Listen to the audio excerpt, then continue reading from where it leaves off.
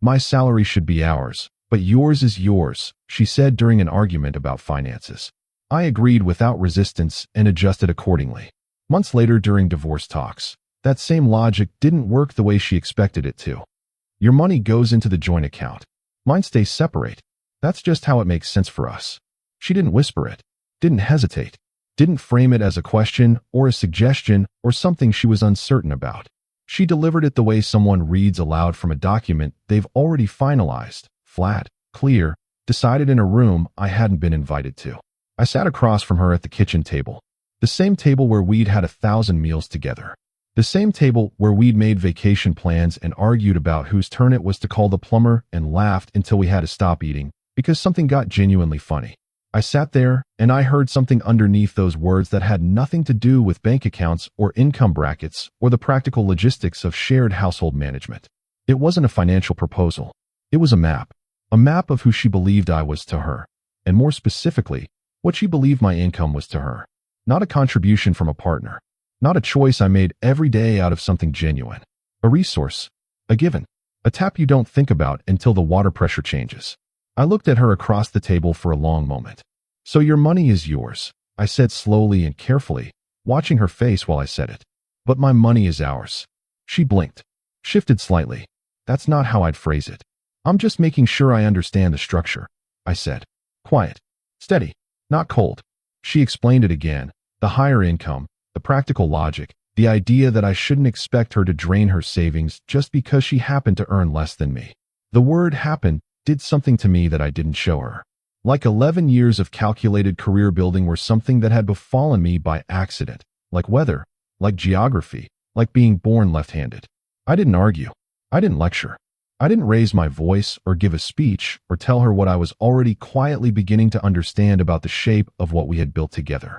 I just nodded once, slowly, and said, okay, if that's the system you want, let's do it exactly that way. She looked startled, just for a second. The way someone looks when they've braced for resistance and the resistance doesn't come. Maybe she prepared a rebuttal for a fight that never materialized. She didn't get a fight. What she got, about 14 months later, sitting across a quiet table in a mediator's office with a signed financial agreement sitting between us like something she'd built with her own hands and handed me without reading the instructions, was something she had not prepared for at all. I didn't say a word in that room. I didn't have to. The paperwork said everything. Let me tell you what was actually at stake before you decide how you feel about any of this, because this story is easy to misread if you come at it from the wrong angle. If you enjoy real stories like this, subscribe, because what happened next changed everything for me. At the time of that kitchen table conversation, I was 34 years old. I had spent the previous decade building something real and deliberate and hard-won. A career in logistics management that had finally, after years of grinding through roles nobody senior wanted to take, reached a level where the compensation reflected the actual value of what I was doing. A savings account I'd built carefully, across years when careful was the only option available. A marriage I had walked into with my whole chest. Not recklessly, not naively, but fully and sincerely, believing I was choosing someone who was choosing me with the same investment. We'd been together for 6 years. Married for just over 2. I had bought the condo before we got married. It was mine going in, a 2-bedroom in a neighborhood that was still 2 years away from being considered desirable when I bought it, which is how I'd been able to afford it on the salary of someone who was still on his way up. By the time we got married, the neighborhood had arrived, and the condo with it. She moved in when we said our vows. I did not think of the condo as a power dynamic or a negotiating position. I thought of it as our home, and I meant that completely. I told her, whatever's mine is ours now. I meant it. What I hadn't fully understood yet was whether she was operating from the same principle. Because here's what the 18 months leading up to that conversation had actually looked like, financially, if you track them honestly. I paid more than half of every shared household expense because I earned more and I had decided, not out of resentment, not with a running ledger in my head, but genuinely, that this was what you do when you love someone and you make more than they do. You don't demand perfectly proportional splitting down to the cent. You contribute more because you can, and you do it freely, and you trust that the generosity is recognized and eventually reciprocated in some form, even if not in direct dollar amounts. Her paycheck, meanwhile, went into a personal account I had no access to and never asked about. Not because I was respecting her autonomy in some deliberate way, I just hadn't thought to ask. I assumed we were both contributing what we could. I assumed there was a mutual spirit underneath the uneven numbers. I assumed that when she came home with expensive shoes or took trips with Diane that she paid for entirely on her own, that was simply her spending her discretionary income, the same as I occasionally spent mine on a flight to see my college friends or an expensive piece of camera equipment. I was telling myself a story that made everything feel balanced. The story wasn't accurate, but I didn't know that yet. Or rather, I knew it on some level that I refused to bring to the surface, because bringing it to the surface would have required me to have a difficult conversation and perhaps discover something I wasn't ready to discover. I kept the knowing quiet and buried, until she helped me stop ignoring it. Before I tell you the rest of this, let me give you the minimal context that matters. She was 31, worked in marketing for a mid-sized company, one of those firms where the clients are recognizable names, but the firm itself operates in the comfortable middle tier. Not entry-level, not executive. The kind of role that comes with a respectable salary, good hours, and a clear ceiling that she was aware of and had complicated feelings about. I'd met her at a birthday party for a mutual friend. She'd been standing near the food table with a glass of something red, talking to two people I didn't know, laughing at something they'd just said. The laugh was what got me. Fully present, not performed, the kind of laugh that exists only for the thing that actually landed and not for any audience beyond itself. We'd dated for 3 years before the engagement, long enough to know each other past the performance of early dating, long enough to have been through a few real things, a family illness, a job loss for her that lasted 6 months and shook her badly, a period when we were figuring out whether we actually wanted the same version of the future. We decided we did. We'd gotten married on a Saturday in late September, outdoors, with 30 people we actually liked instead of 150 we felt obligated to invite. No drama. No cold feet. No warning signs that I would later remember as warnings. Only small moments I would later reframe, which is a different thing entirely. The financial dynamic had started quietly, the way slow leaks start. Not with one dramatic moment, but with a series of small defaults that accumulated into architecture before I noticed I was living inside of it.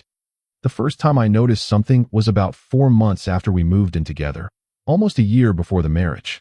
We'd gone grocery shopping on a Sunday afternoon. The kind of grocery run that's actually satisfying. We'd had coffee first, made a list, taken our time moving through the store. A full cart. The good stuff. At the register, she stood slightly back from the card reader while I scanned. I waited a moment, the natural pause where one of you steps forward. She was reading something on her phone. I tapped my card. Walking back to the car, I said, casually, the way you say something you expect to be a 2-sentence conversation. We should probably figure out a system for groceries. Do you want to alternate, or split the receipt, or? You make more than me, she said. Not defensively, not apologetically, just as a fact that she expected to close the conversation. It did close the conversation. I told myself, she's being practical. She's aware of the income difference, and she's being pragmatic about it. This is sensible. But here is what I know now that I didn't let myself know then. The way you respond to someone's generosity on the first occasion tells you everything about whether they understand it as generosity or as a baseline, whether they will receive it with some version of acknowledgement, or whether they will receive it as simply the way things are. She received it as the way things are.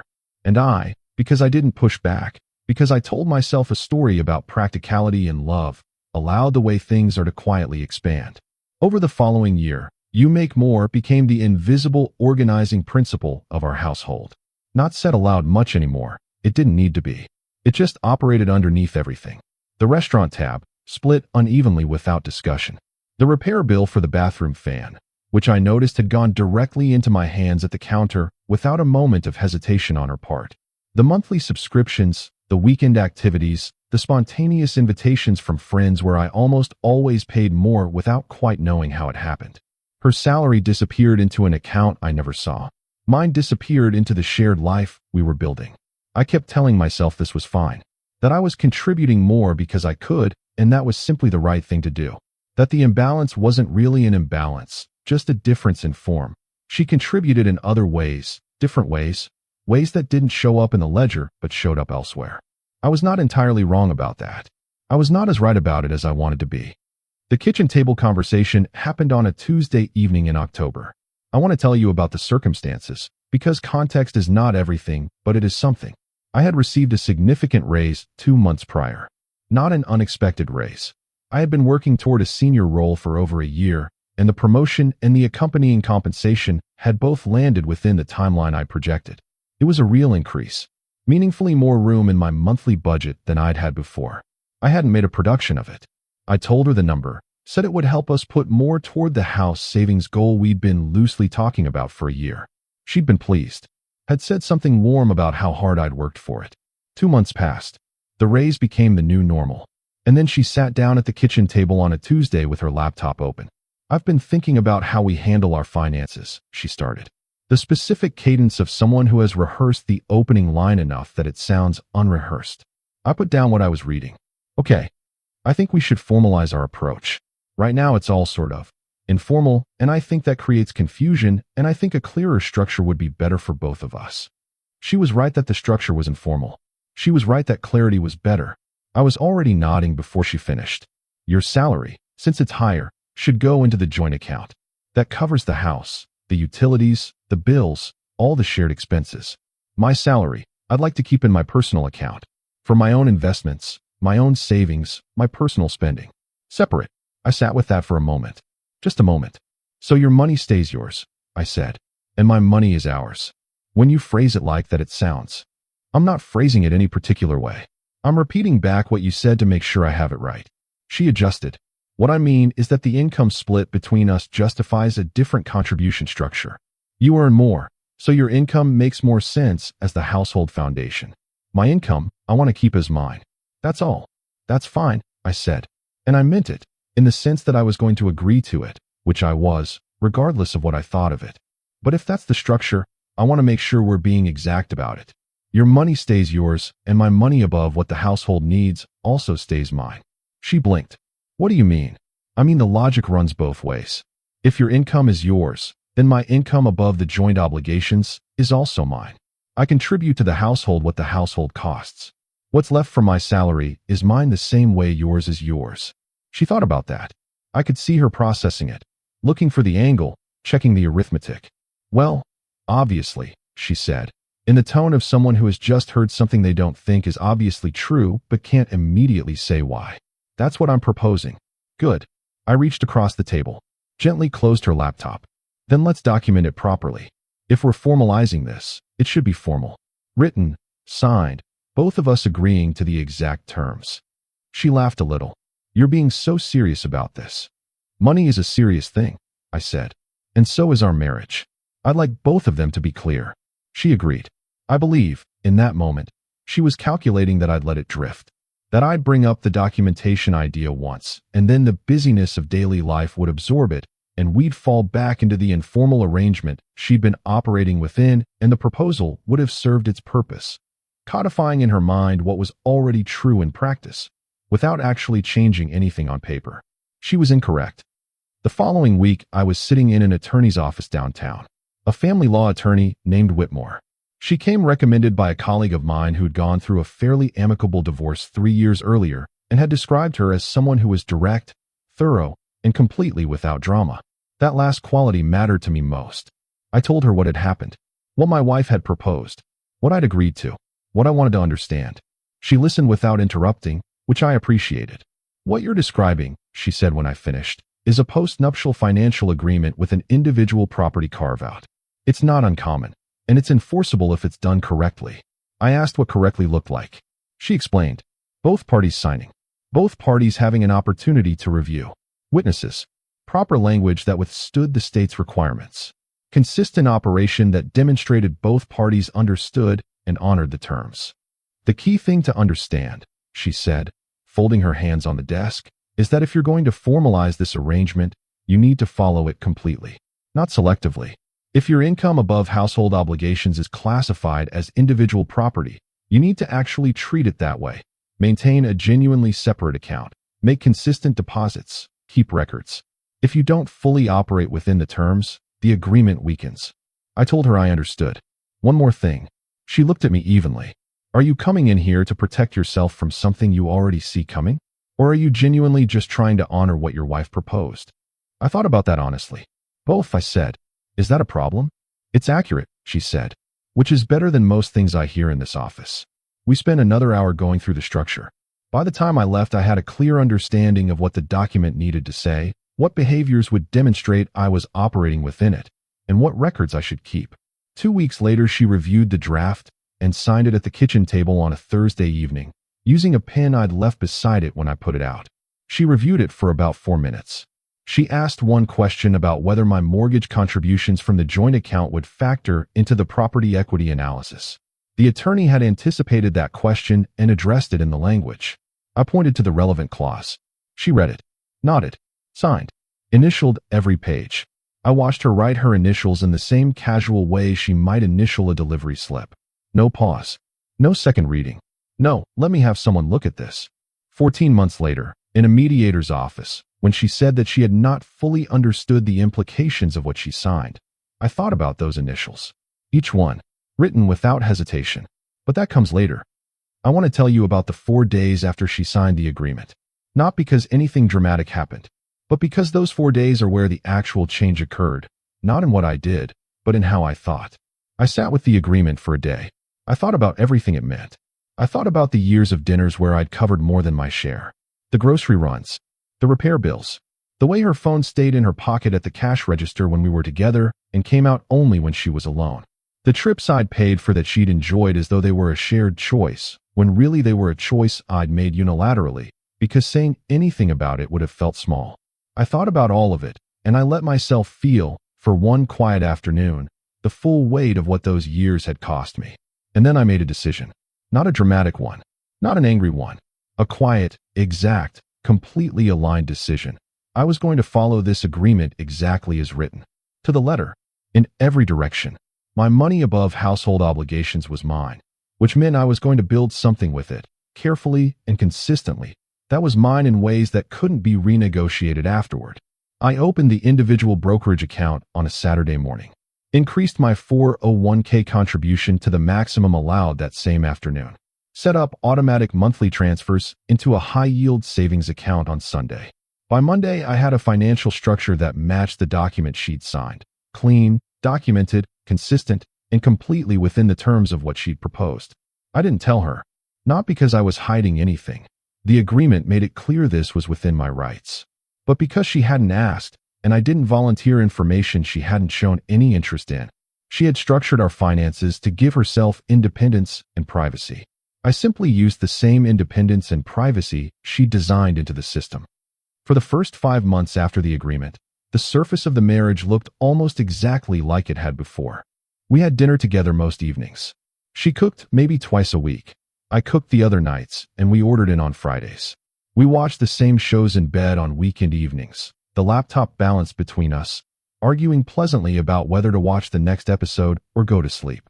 We attended her friend's wedding in November, where I wore the suit she'd helped me pick, and she looked extraordinary in a dress she'd bought with money from her personal account, which she mentioned twice. I told her she looked beautiful. She did.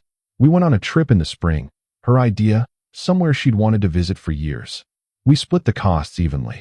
I remember she was mildly surprised when I proposed the even split and sent her a message with the flight costs divided down the middle. She'd paused before replying, then replied, "Sure, that works." I think that was the first real moment she felt the framework she designed. Before that, the trip would have been something I arranged and paid for more of, without discussion, because the unspoken system had operated that way. But the unspoken system had been replaced by a spoken one. The spoken one was symmetric. She didn't complain. She paid her half. But something shifted slightly in the days after that message. Something that hadn't been there before, or that I hadn't been able to see before.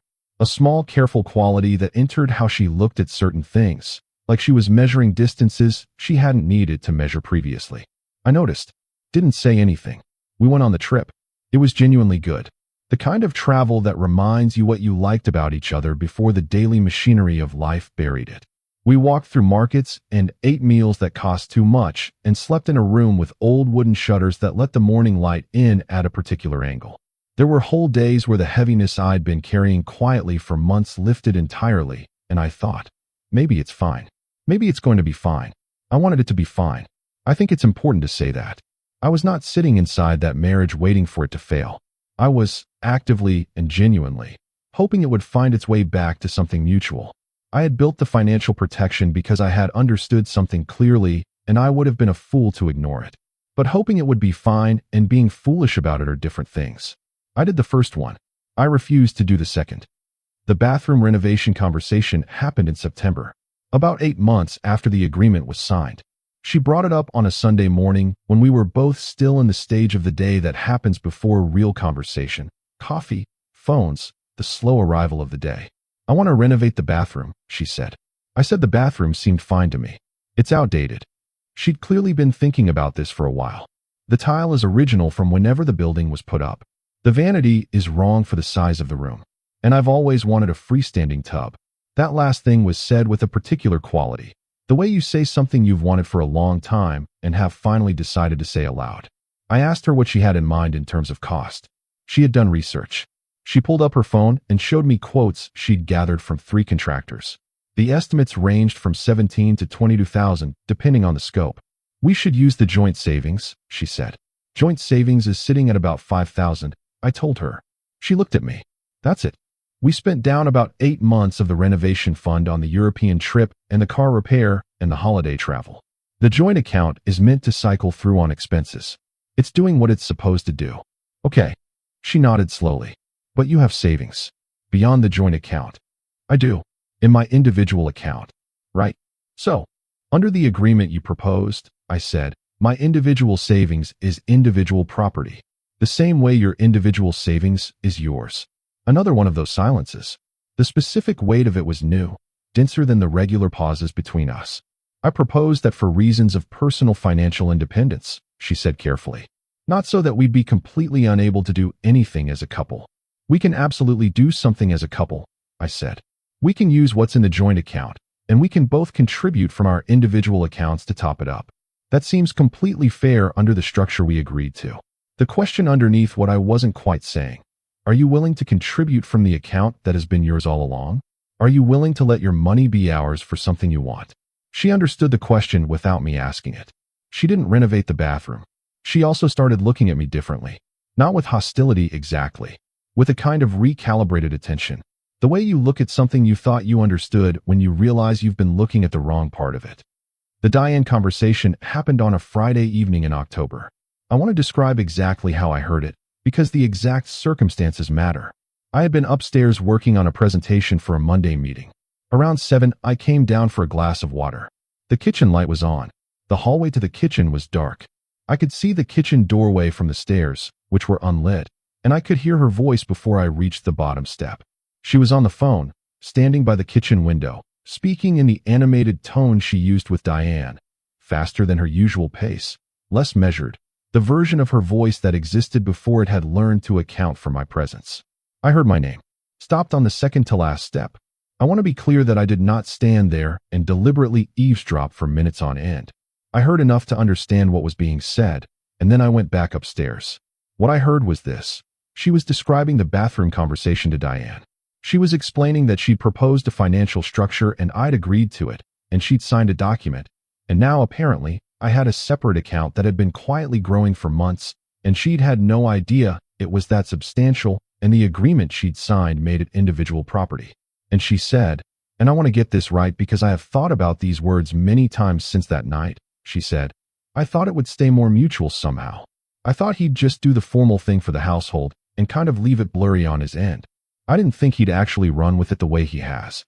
I stood on that step for 4 more seconds. Then I went quietly back to my room. Closed the door, sat on the edge of the bed in the dark for a very long time. I was not angry.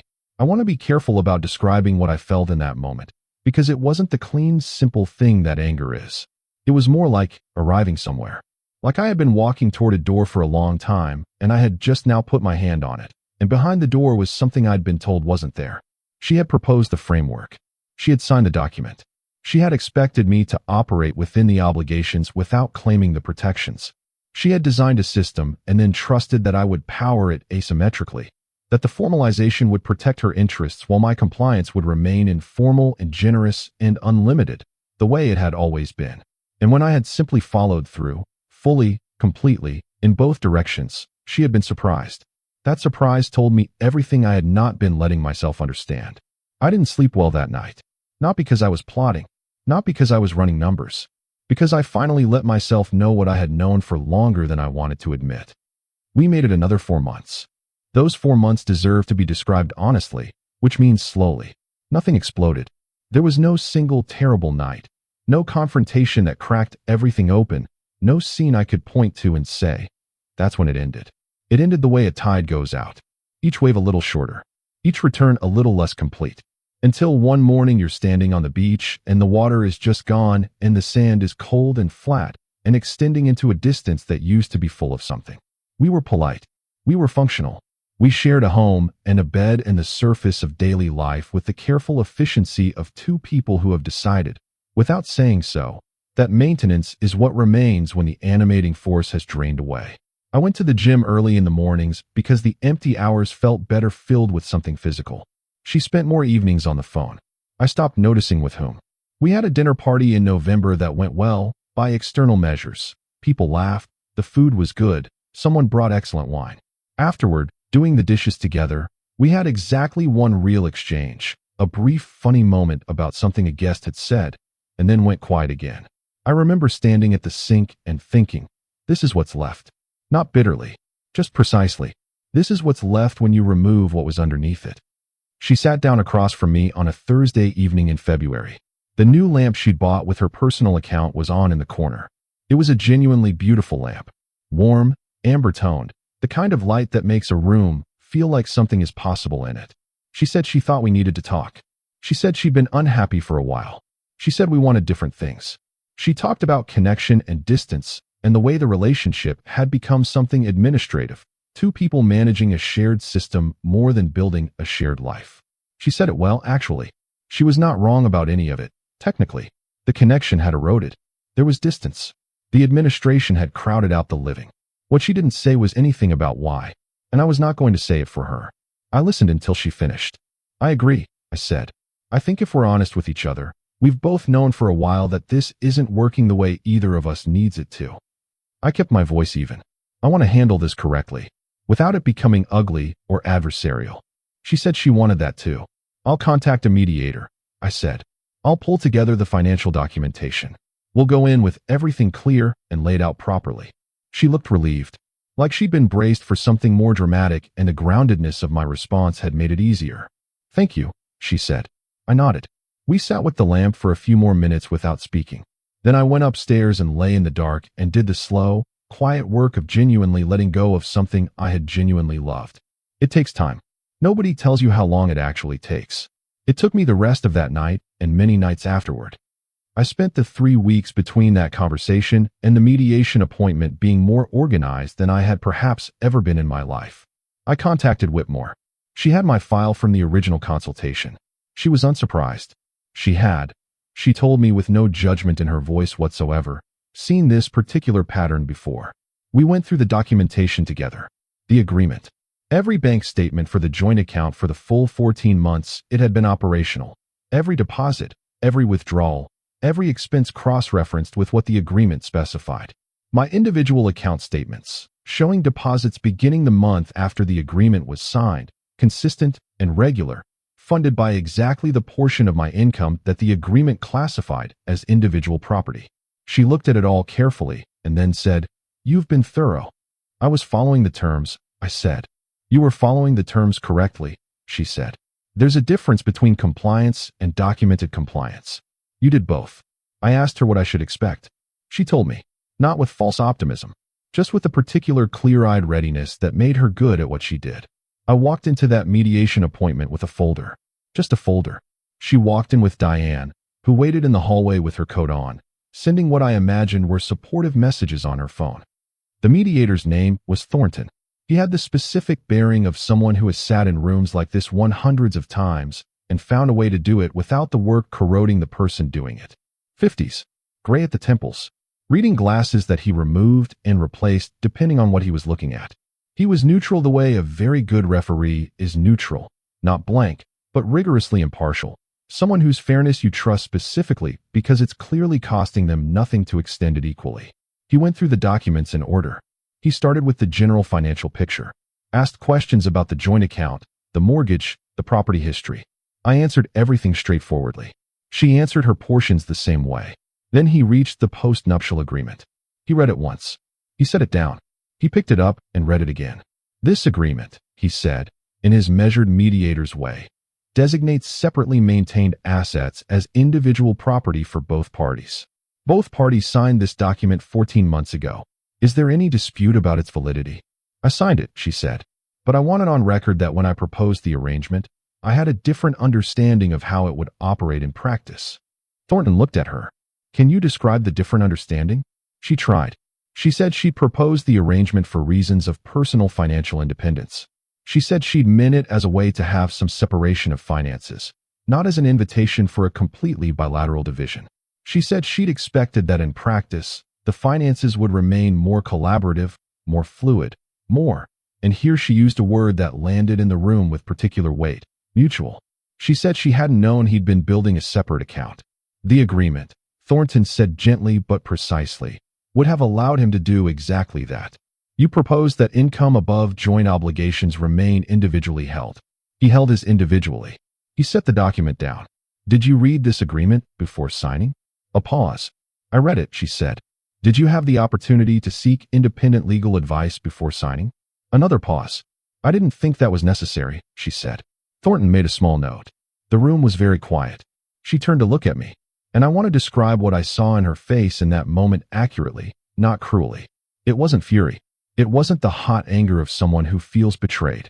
It was something more like the recognition that comes when a story you've been telling yourself about why something happened comes apart at the seam. I didn't think you'd actually do it this way, she said. Directly to me. Not performed for the room. Just said, plainly, the actual thing. I looked at her. I didn't say anything. Because everything I might have said reduced to a single thing, and she already knew what it was. That she had expected me to be someone who would absorb the obligations without claiming the protections. That she had counted on my compliance being unlimited while hers remained bounded. That she had handed me a document and trusted I wouldn't read it the same way she hadn't.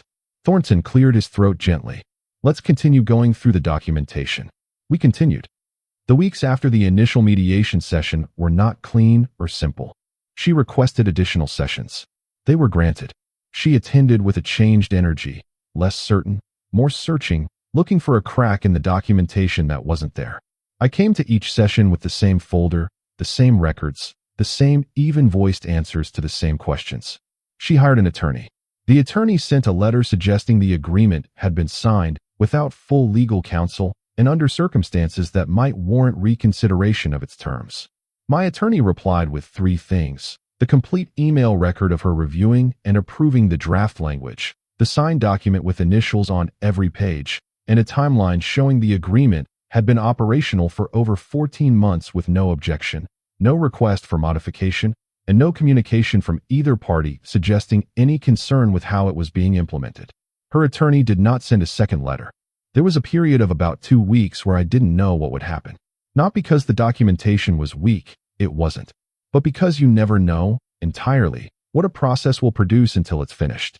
The agreement held. The court agreed with the mediator's analysis. The divorce was finalized on a Thursday in April. Premarital property with documented records remained with me. Joint account balance was divided evenly. Her individual accounts remained hers. My individual accounts remained mine. Exactly as the agreement had specified. Exactly as she had proposed. I drove home from the attorney's office on that Thursday afternoon with the windows down.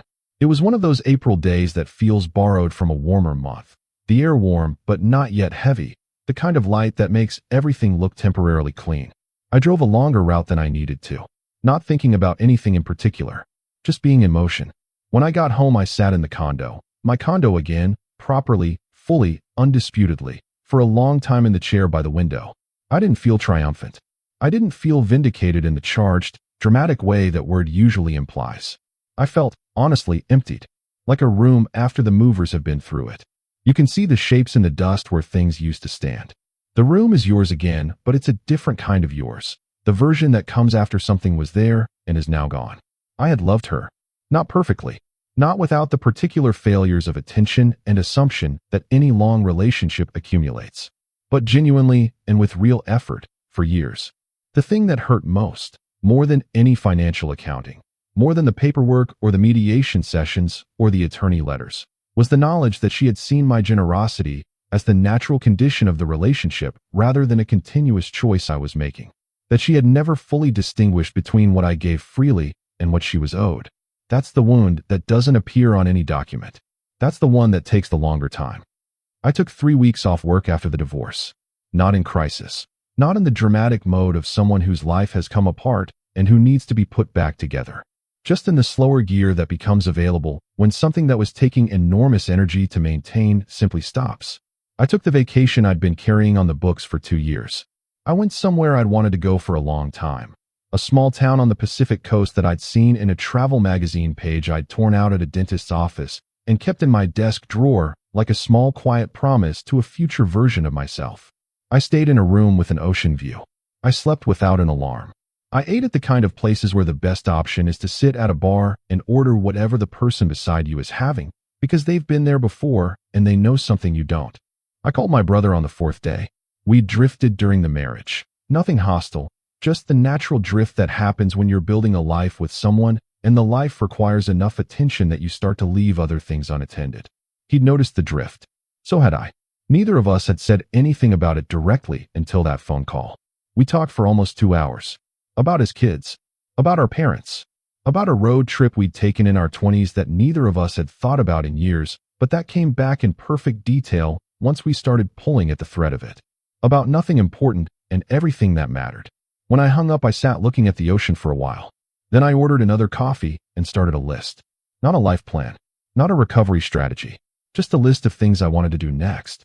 Small things and slightly larger things and a few things that felt, for the first time in years, genuinely possible in a way they hadn't when I was organizing my life around a structure that had been designed with one center of gravity. She sent a message 6 weeks after the divorce was finalized. A Sunday evening. I was in the kitchen, new apartment, somewhere I'd chosen purely for myself in a neighborhood I'd always liked but hadn't had the authority to prioritize. The notification appeared. I picked up my phone. The message said, "I didn't think you'd actually do it that way." 11 words. I read them twice. I stood there for a full minute, wooden spoon in hand. Soup doing what soup does when you stop paying attention to it. I thought about what to reply. Actually sat down with it. Drafted something.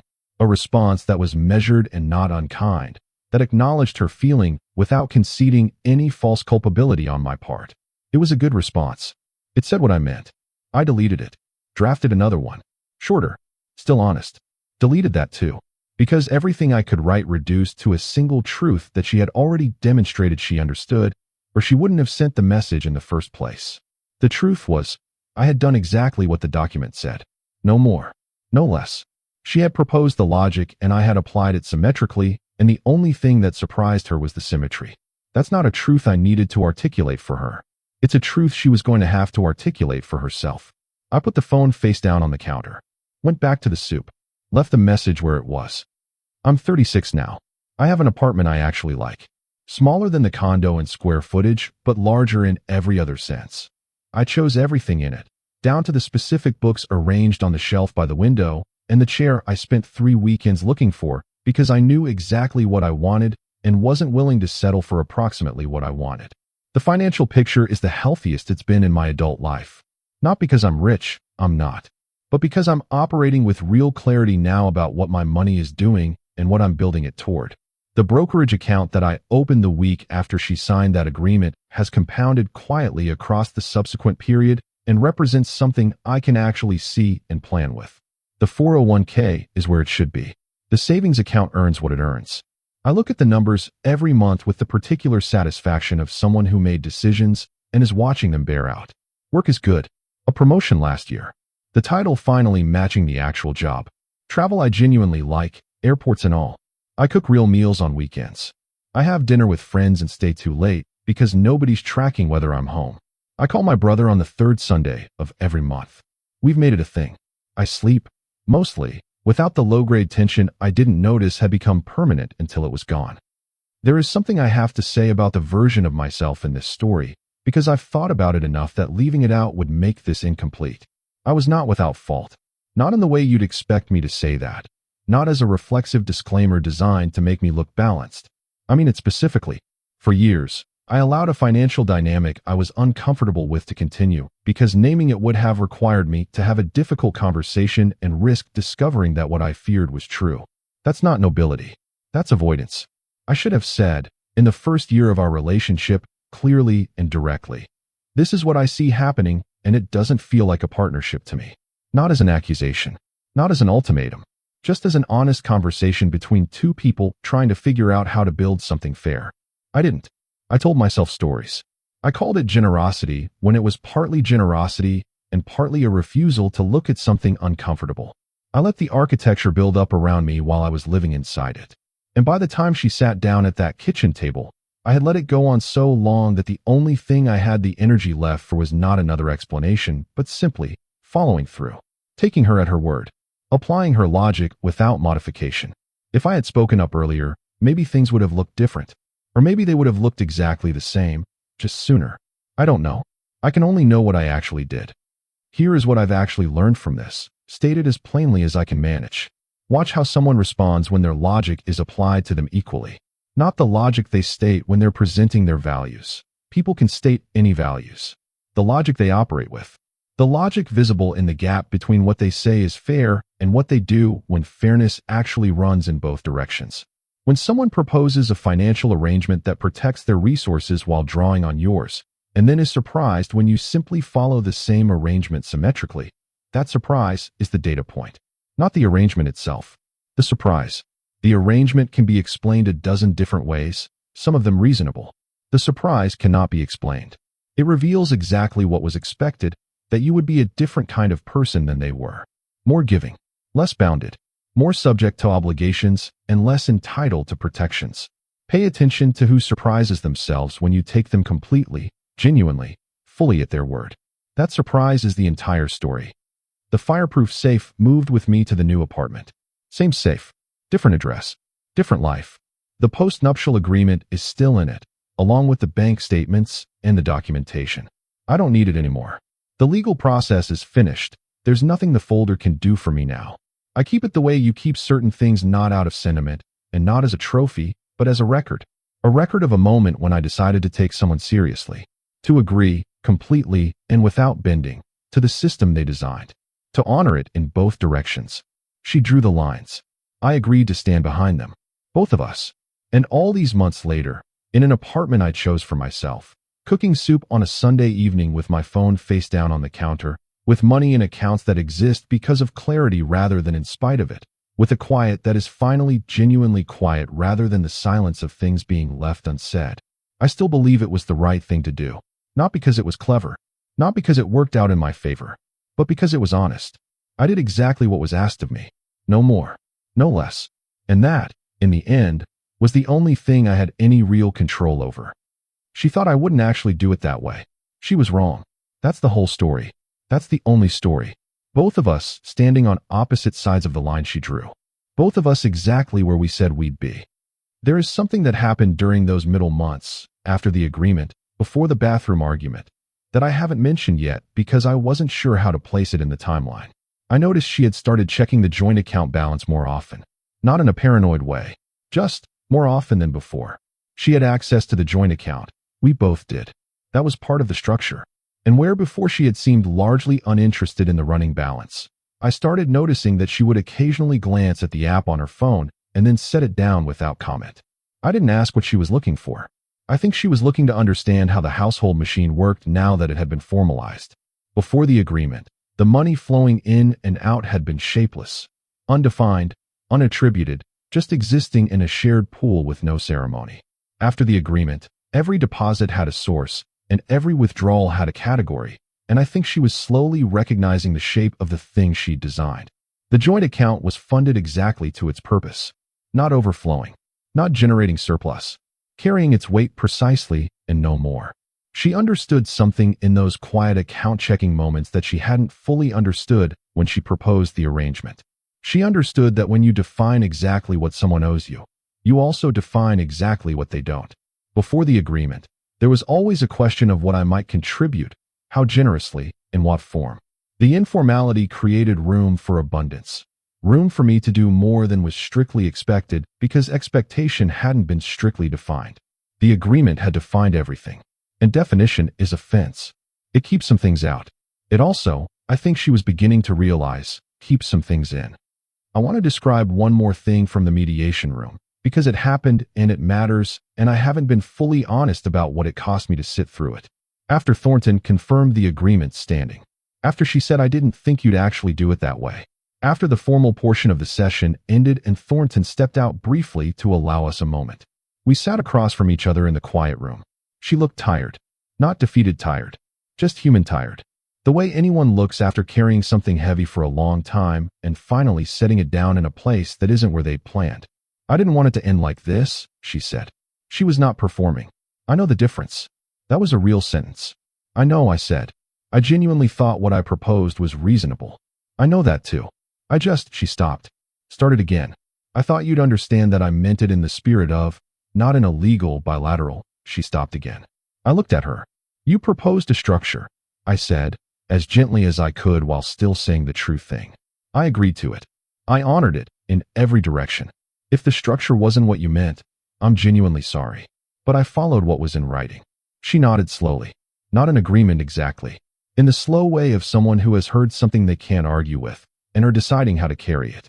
I think I assumed, she said finally, that you'd always be more generous than whatever any document said. I sat with that for a moment. I think you assumed that too, I said. Thornton came back in. We resumed. I have thought about those two sentences many times since that room. Not with satisfaction. Not with regret exactly either. With the careful, ongoing recognition that they contained the entire story in compressed form. She had assumed my generosity was unconditional. She had been correct that it was generous. She had been incorrect that it was unconditional. That gap, between what she assumed and what was actually true, was the whole distance between the marriage we'd had and the documents we were sitting with.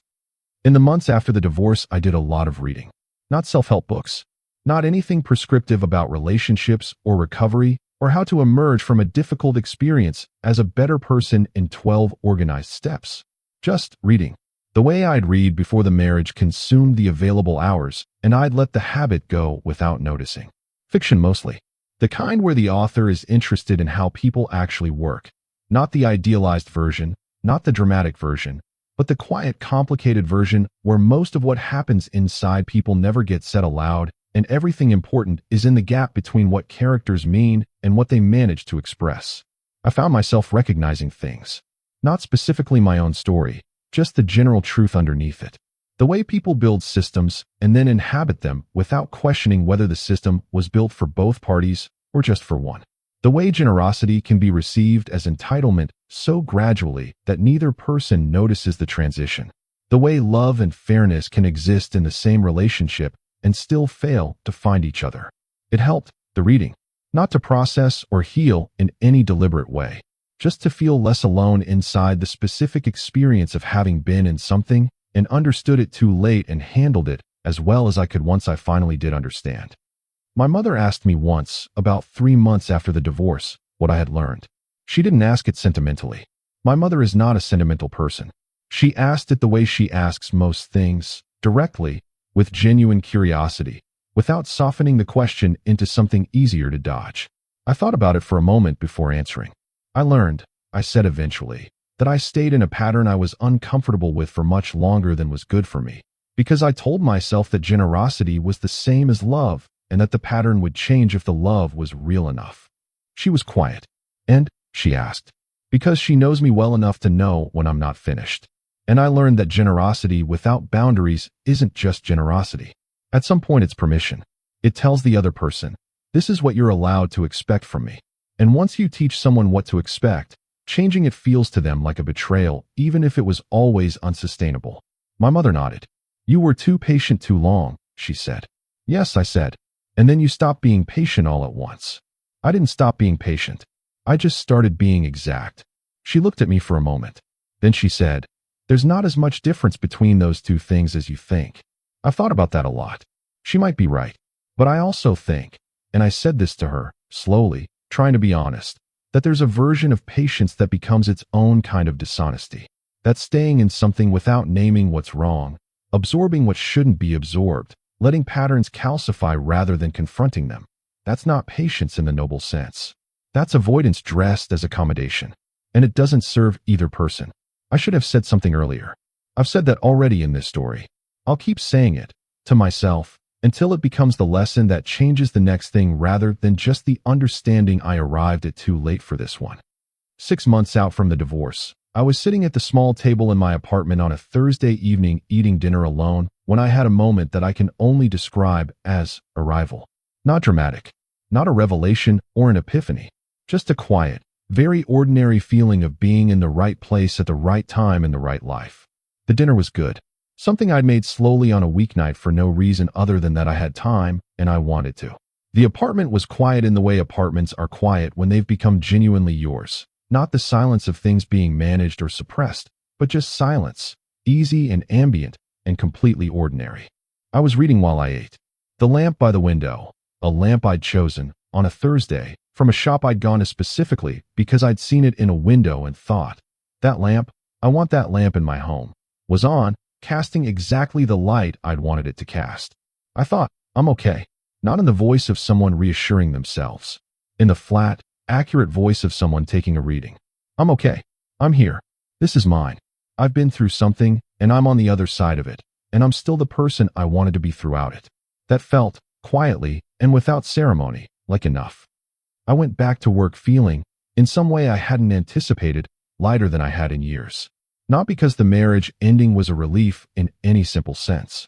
It wasn't simple. Losing something you invested yourself in is not simple, regardless of how it ended or why. But there's a weight that comes from carrying two versions of reality simultaneously. The version you're living in and the version you've been telling yourself you're living in. And when those two versions finally collapse into one, even when the collapse is painful, even when it costs you something real, the resulting singularity is lighter than the split weight had been. I was living in one version now. My version. The accurate one. With a lamp I'd chosen and a table I'd picked out on a Saturday, and a savings account that existed because I had made careful decisions and honored a document and refused to be the person she'd assumed I was. That's not a triumphant ending. It's just a real one. And for a long time, real is what I most needed. I still have the fireproof safe. Same safe, different apartment, different address, different version of life entirely. The post-nuptial agreement is still inside it, along with the 18 months of bank statements, the attorney correspondence, the signed initials on every page. I don't need any of it anymore. The legal process has been finished for months. The relevant parties have gone their separate directions. The documents have done everything they were ever going to do. But I keep it, not as a trophy, not as evidence of anything that still needs proving, just as a record, a physical, tangible record, of the moment I decided to take someone completely, seriously, literally at their word. She said, my money is mine and yours is ours. I said agreed. Both directions. She signed. I followed through. Every single day, for 14 months, I followed through. And when the marriage ended and she sat across from a mediator and the document sat between us like something she'd built and handed me years earlier without understanding what she was handing me. When she said I didn't think you'd actually do it that way, I understood that she had been counting on a version of me that didn't exist.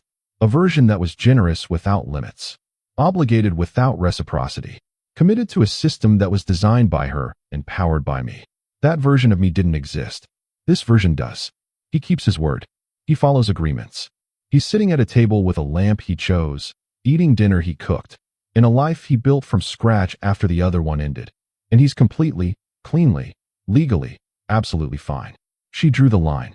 I stood behind it. Both of us. Exactly as agreed.